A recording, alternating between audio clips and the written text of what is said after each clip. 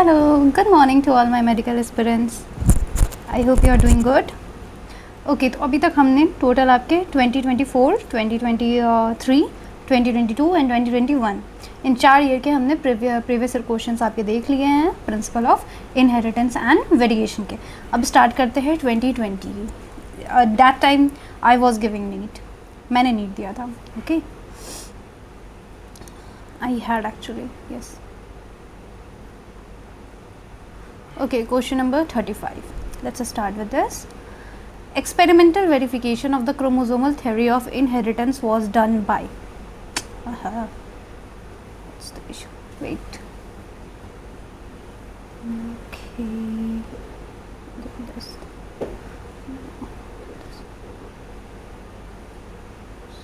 Yes.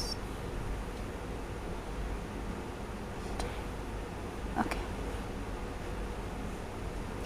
हाँ, तो first question बेटा ये है आपका, एक्सपेरिमेंटल जो वेरिफिकेशन थी क्रोमोसोमल थ्योरी ऑफ इनहेरिटेंस वो किसने किया था? Who did that? So that was done by Thomas Hunt Morgan, जो कि किस पे इन्होंने किया था? आपके drosophila melanogaster. Drosophila melanogaster. Okay, so that was the experimental verification of the chromosomal theory of inheritance was done by Morgan. Okay, coming next question. Sutton and Boveri ने आपके क्या किया था? थ्योरी ऑफ इनहेरिटेंस दिया था, but उसको experimentally verify आपके किया थे टी.एच. मॉर्गन ने किया था. नेक्स्ट है, embryological support for evolution was disapproved by. जो एम्ब्रियोलॉजिकल सपोर्ट इवोल्यूशन के लिए था उसको डिसअप्रूव किसने किया था? तो देखो बेटा, ये तो क्वेश्चन मैंने गलत किया था. इफ़ आई रिमेंबर, जितना मुझे याद आ रहा है, मैंने इसका आंसर्स अल्फ्रेड वेलेस लगा लिया था, बट वो नहीं होगा. डाटा विल, मैंने जब आके देखा था तो मुझे, क्योंकि ये अभी भी याद है, मेरी ये नेगेटिव गई थी. That is Karl Ernst von Baer. अब ऐसा क्यों है? क्योंकि जो भी एम्ब्रियोलॉजिकल सपोर्ट थी आपकी इवोल्यूशन के लिए उसको डिसअप्रूव कर दिया हमारे कार्ल अर्न्स्ट वॉन बेयर ने.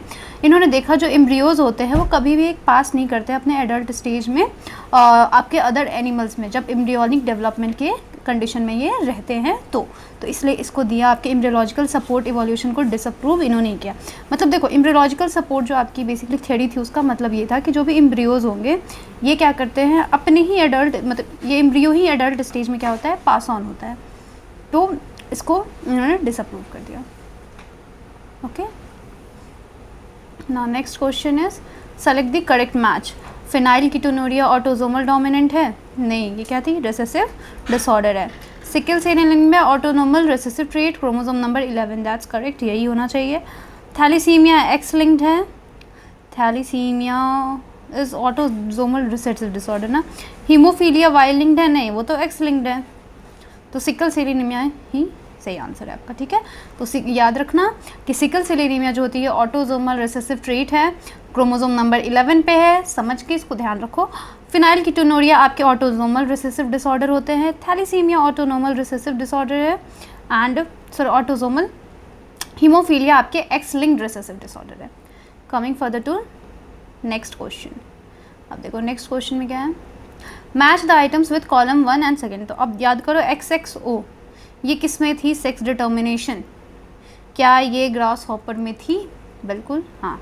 तो क्या हो जाएगा? A का 3. देखो एक ही ऑप्शन कह रहा है. दिस इज, ये मैंने सही बनाया था क्योंकि ये बहुत इजी क्वेश्चन मुझे था, मेरे टाइम पे मुझे ये बहुत इजी लगा था. जैसे कि ZW और ZZ मेथड जो होता है सेक्स डिटर्मिनेशन में क्या होती है? फीमेल होमोजेनेटिक होती है या फिर होमोगेमेटिक होती है या फिर फीमेल हेट्रोगेमेटिक? तो फीमेल होमोगेमेटिक होती है ना, है ना.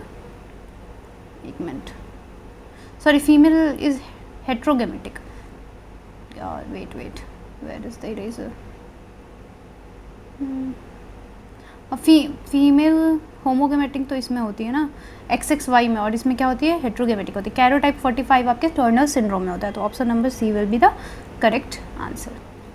Okay, now next question. अब देखो इसमें से आप मार्क्स कैलकुलेट करना. आप सोचो अगर आप PYQs बना रहे हो तो आप नीट के पेपर क्यों नहीं बना पाओगे? खुद को इस तरीके से मोटिवेट किया करो. पता है, अगर खुद को ही आप डिमोरलाइज करोगे ना बेटा तो आपका सिलेक्शन, देखो आपके सराउंडिंग में ऐसे ही लोग कहते हैं अरे नीट की तैयारी कर रहे हैं, अरे नहीं होगा. अगर 2-3 साल से जिसने ड्रॉप लिया उसको भी ऐसे ही बोला जाता है. But you shouldn't listen to anyone, क्योंकि आपको पता है आपकी जर्नी क्या है. You know what you are doing. आपको पता है आपने क्या किया है, आपने कितनी मेहनत की है, कितनी नहीं की है वो भी आपको पता है, और कितना आप स्कोर कर सकते हो डैट यू ऑल्सो नो। आपको अपनी कैपेबिलिटी का एहसास है, बस उस चीज़ को आप रियलाइज़ करो। ओके, अब नेक्स्ट क्वेश्चन है 39। तो ये जो आपके गैमेट का प्रोडक्शन होता है, हाँ, the production of gametes by the parents, the formation of zygotes, the F1 and F2 plants can be understood using. हम कैसे इसको समझ सकते हैं, गैमेट्स कितने बन रहे थे, जाइगोट्स कैसे बन रहे थे, F1 F2। ये 2019 का, इस टाइम पे मैं प्रिपरेशन कर रही थी, क्लास 12th में मैं थी। एंड ये क्या होता है आपका पनेट स्क्वायर। तो क्वेश्चंस इसके इजी थे। लुक, मैंने बहुत मेहनत किया था 2020 में, और 2020 में बहुत कम क्वेश्चंस आए थे, दे आर नॉट लॉट। हाँ, लेकिन हाँ फिर भी कह सकते हो लाइक 4-5 तो थे ही, जिसमें से एक तो मैंने ये वाला गलत कर लिया था, मुझे वो आता ही नहीं था। बाद बाकी ये सब तो मैंने सही किया था। ये जेनेटिक्स का मतलब लाइक ईजी था मेरे लिए। मेरे मार्क्स नहीं उठे थे केमिस्ट्री फिजिक्स में, बहुत बुरा किया था, बहुत ही बुरा। मैं खुद को याद भी नहीं दिलाना चाहती, ऐसा हाल है। अब देखती हूँ, अब मैरिज है हमारे किसके बीच में, मेल, हाँ, in a marriage between male with a blood group A, मतलब जो मेल है उसका ब्लड ग्रुप क्या है, ए है, female with blood group B. अब देखो ये वाला क्वेश्चन हमेशा आ रहा है, ये एक पैटर्न बन चुका है। सो रिमेंबर, इस टाइप के क्वेश्चंस आपके आएंगे, प्रेडिक्शन आपको दे दी, मतलब आपको पहले बता दिया जाएगा कि मेल और फीमेल का ये ब्लड ग्रुप है, तो आप बताओ उसके जीनोटाइप्स क्या होंगे। एक तो वो वाला था जो इससे पहले हमने देखा, उसमें अब 1 से 2, मतलब 1 या 2 से ज़्यादा आपके मतलब ऑप्शंस रहते हैं, बट पहले सिर्फ एक ही आते थे, तो कंफ्यूज नहीं होते थे। बट अब क्या है, 1-2 तो उसमें गलत हो जाता है, but try not to do it. इसको प्रैक्टिस करो, गलत नहीं होगा, I am giving you surety, नहीं होगा। If you did your best, अपने अच्छे से प्रैक्टिस करोगे बेटा, नहीं होगा। ओके, अब देखिए, तो मैरिज होती है आपके male with blood group A and female with blood group B. जो प्रोजेनी होंगे इनके पास या तो ब्लड ग्रुप ए बी होगा या फिर बी होगा। तो पॉसिबल जीनोटाइप क्या है पेरेंट्स के, तो बच्चे का ब्लड ग्रुप बता दिया गया है, या तो ए बी हो जाएगा या फिर क्या होगा, बी ब्लड ग्रुप होगा। फादर का ब्लड ग्रुप क्या है, ए है, डैट मीन्स कि ये कैसा वाला होगा, आई, मतलब कैपिटल आई है और स्मॉल आई वाला होगा, है ना। और यहाँ पे क्या होगा, जो बी वाली ब्लड ग्रुप है कैसी हो जाएगी, आई बी मतलब डोमिनेंट बी रहेंगी, तो that will be the A option. Okay,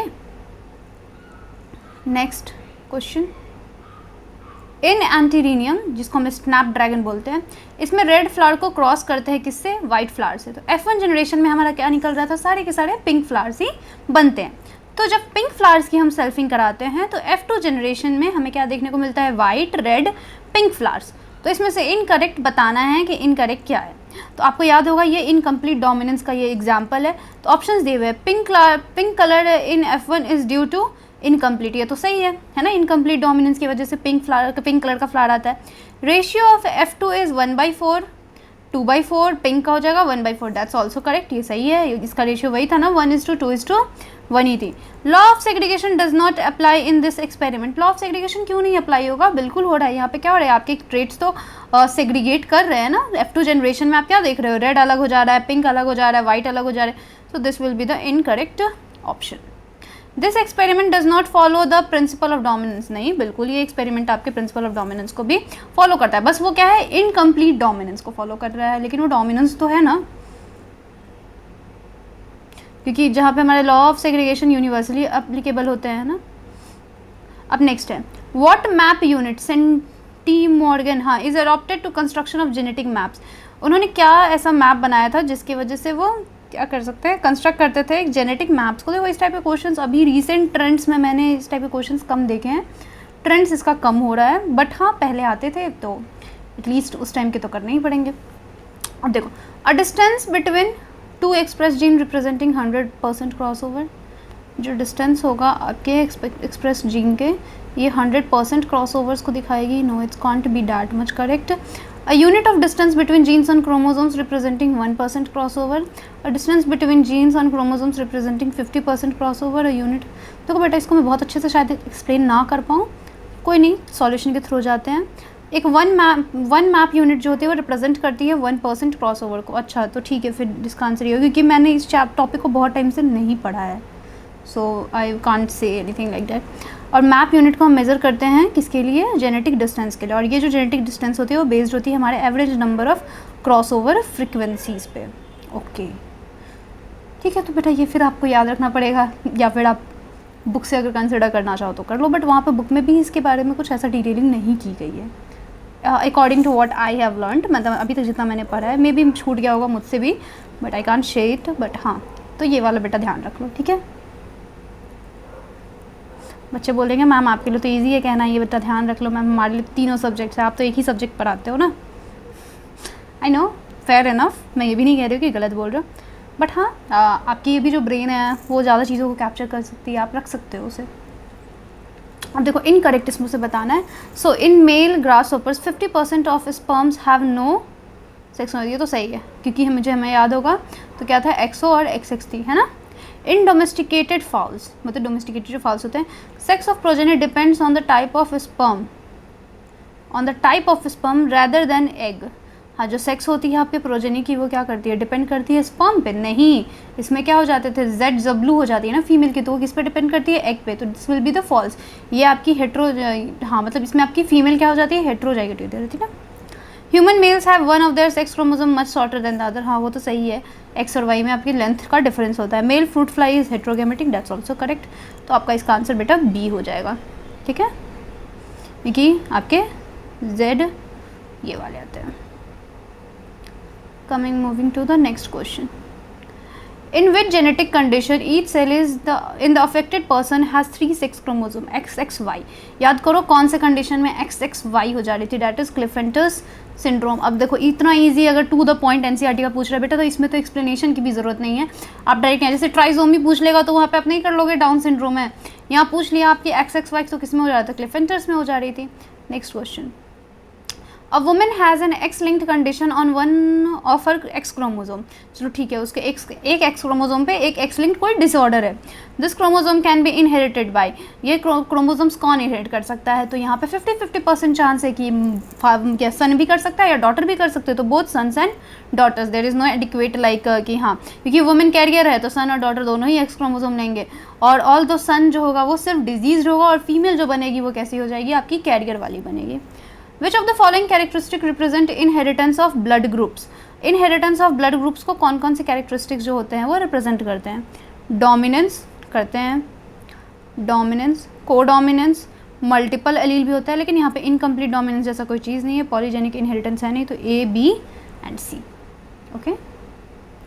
next, moving to the next question, thalassaemia and sickle cell anaemia are cause due to the problem in globin molecule synthesis. जो thalassaemia and sickle cell anaemia है वो क्यों होता है, क्योंकि हमारे globin molecule जो synthesis होते हैं उसमें प्रॉब्लम आ जाती है, हाँ सही है, because thalassemia is due to less synthesis of globin molecules.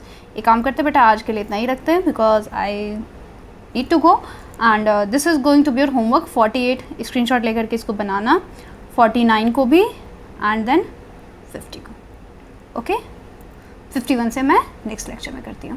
Bye bye, take care, और डेली अपने MCQs को प्रैक्टिस करते रहो, like you have to do it, और पेपर्स लगाओ, जितने क्वेश्चंस बनाओगे आपकी क्लैरिटी उतनी अच्छी होगी, और क्वेश्चंस बनाने के बाद जो आपने गलत किया उसको भी एनालिसिस करो, जो सही किया उसको भी एनालिसिस करो कि आपने क्या कॉन्सेप्ट लगाया और वो आपका सही हुआ।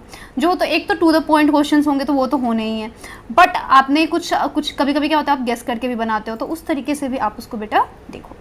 सो बाय बाय, टेक केयर।